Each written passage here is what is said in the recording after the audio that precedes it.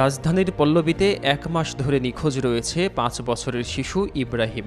তবে সিসিটিভির ফুটেজের অডিওতে ভেসে আসা আব্বা আব্বা ডাক তৈরি হয়েছে নতুন রহস্য।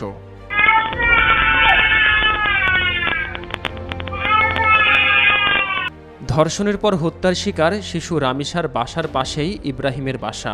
গত মাসের ১৩ তারিখ সন্ধ্যায় শিশু ইব্রাহিমকে বাসার মূল ফটক দিয়ে প্রবেশ করতে দেখা যায় সিসিটিভির ফুটেজে, কিন্তু এরপর বের হওয়ার কোনো দৃশ্য পাওয়া যায়নি। সেই থেকে আর বাবা মায়ের কাছে ফেরেনি শিশুটি। নোভা এলইডি টিভি, ঝকঝকে ছবি, নিখুঁত শব্দ, ৫ বছরের ওয়ারেন্টি। নোভা মানে সঠিক মান, নিশ্চিত সেবা। শিশুর বাবা জসিম বলেন, এই বাড়ির ভেতরের কেউ তাদের সন্তানকে অপহরণ করেছে।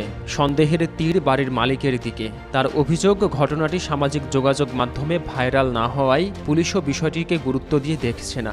সন্ধ্যা ৭:৪০ ঢোকে, বাড়ির ভিতর থেকে ছেলেকার বের হতে দেখা যায়নি। তাই ওই দিন তো আমরা এই এলাকায় খোঁজাখুঁজি করছি বা রুমে যাই জিজ্ঞাসা করছি, কিন্তু কারো রুম তল্লাশি করা হয়নি।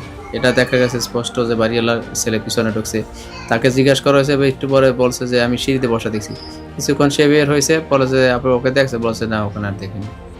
জসিমের বক্তব্যের সূত্র ধরে আমরা কথা বলার চেষ্টা করি অভিযুক্ত শিথিলের সাথে। তাকে না পেয়ে কথা হয় তার ভাই সাজুর সঙ্গে। তিনি বলেন, বাবা মায়ের অসতর্কতার কারণে শিশুটি হারিয়ে গেছে। সিসিটিভির অডিওতে শোনা আব্বা আব্বা চিৎকারের বিষয়টি ভিত্তিহীন বলেও দাবি করেন তিনি। এটা এমন একটা এলাকা, আশেপাশে মানুষ তো ছিল, আর সন্ধ্যাবেলা বা মধ্যরাত যাই হোক, কারণ ৭টা-৮টার সময় তখন আশেপাশে সকল লোকজনই যাক না। আর আমাদের এলাকাটায় এক রুমের থেকে আরেক রুম লাগানো, এখানে চিল্লাচিল্লি করলে অন্য মানুষ দেখবে না বা শুনবে না এমন কোনো কথা নাই। এটা একটা ভিত্তিহীন কথা। কারণ কি, তাহলে তার মা কোথায় ছিল, তার বাবা কোথায় ছিল?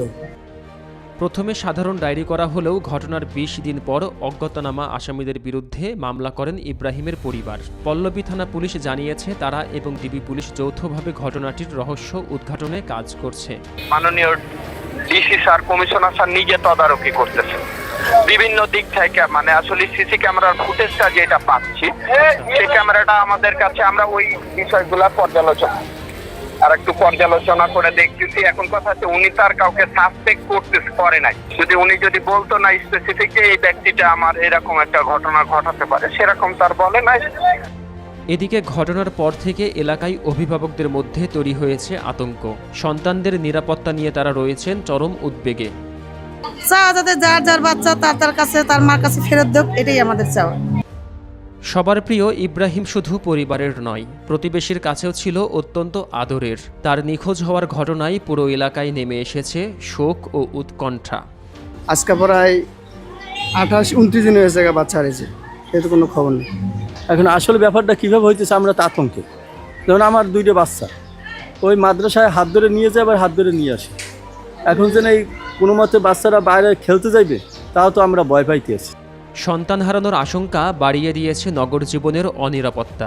ইব্রাহিমকে একবার ফিরে পেলে ইট পাথরের এই শহর ছেড়ে গ্রামে চলে যাওয়ার কথাও ভাবছেন তার বাবা মা। আর শহরে থাকার আমার ইচ্ছা নেই, ছেলে পেয়ে পরে নিয়ে একবার চলে যাবো।